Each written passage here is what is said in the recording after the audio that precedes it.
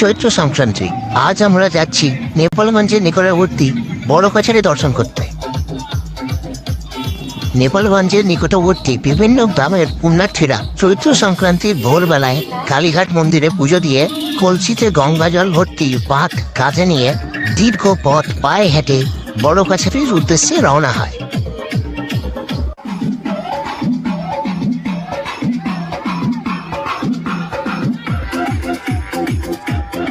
এই সুদীর্ঘ যাত্রাপথে ক্লান্তি লাঘব করা, মনোবল বৃদ্ধি এবং বিনোদনের উদ্দেশ্যে তারা সঙ্গীতের ব্যবস্থা করে থাকে।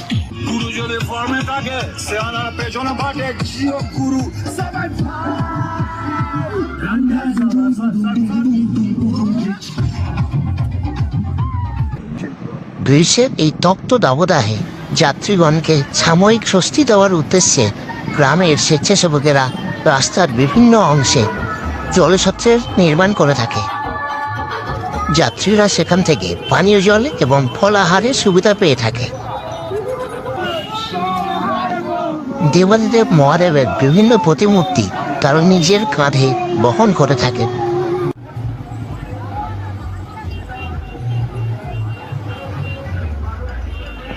ভোলে বাবা পার করেগা বা বোম বোম তারক বোম, এগুলি হলো পুণ্যার্থীদের এগিয়ে যাওয়ার মূল মন্ত্র। রাস্তার দুই ধারে বিভিন্ন রকমের দোকানের সমাগম দেখা যায়।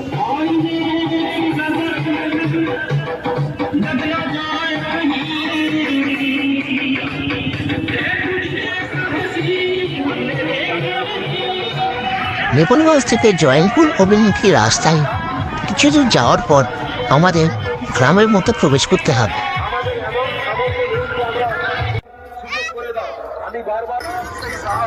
অসংখ্য মানুষের জনসমাগমের ফলে এই সংকীর্ণ রাস্তা দিয়ে খুবই ধীর গতিতে এগোতে হবে।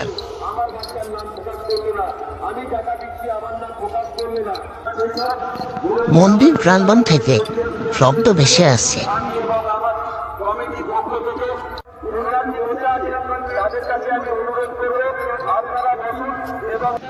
অবশেষে আমরা পৌঁছে গিয়েছি আমাদের গন্তব্যস্থল বড় কাছারিতে।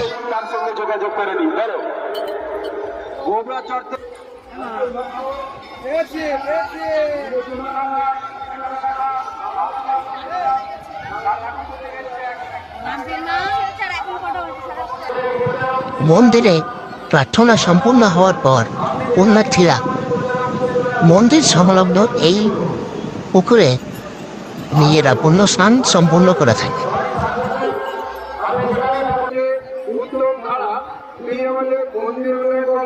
মন্দিরে প্রবেশ করার পূর্বে যাত্রীরা এই সংরক্ষণস্থলে নিজেদের বাঁকগুলি সংরক্ষণ করে তারপর মন্দিরে প্রবেশ করে।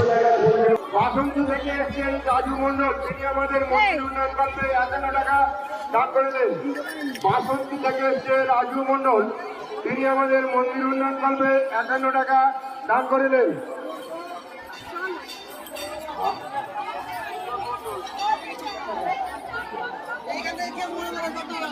আমি এবং আমার কমিটির পক্ষ থেকে এই শিব পূজা এবং শুভ পয়লা বৈশাখ উপলক্ষে প্রত্যেক দর্শনার্থী আগত পুণ্যার্থীরা কালীঘাট থেকে নিয়ে আসা গঙ্গা জল মহেশ্বরের শিবলিঙ্গে অর্পণ করছেন।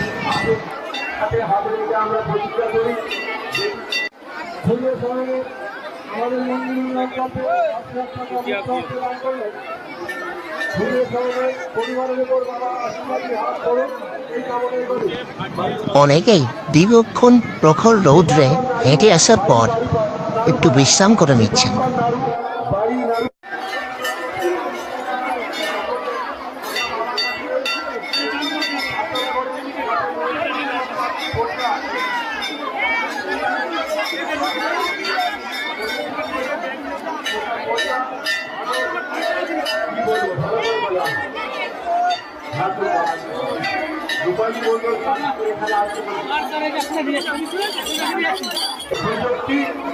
এবং আমাদের পরিকল্পনা সবাই মিলে যদি এই মন্দিরটাকে একটা খুব সুন্দর জায়গায় পৌঁছে দিতে পারি, এটা কি আপনারা একটু সাহায্যের হাত বাড়িয়ে দিবেন?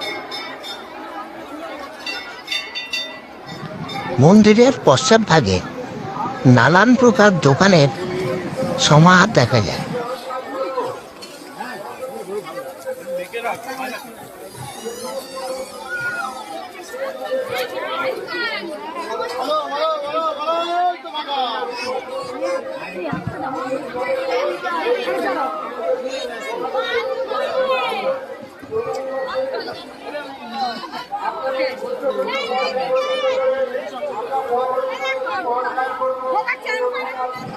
বড় কাছারি রয়েছে।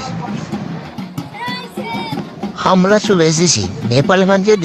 ভিডিওটি পছন্দ হলে অবশ্যই লাইক এবং শেয়ার করবেন এবং বাংলা সংস্কৃতিকে সকলের মধ্যে ছড়িয়ে দিতে সাহায্য করবেন। ধন্যবাদ।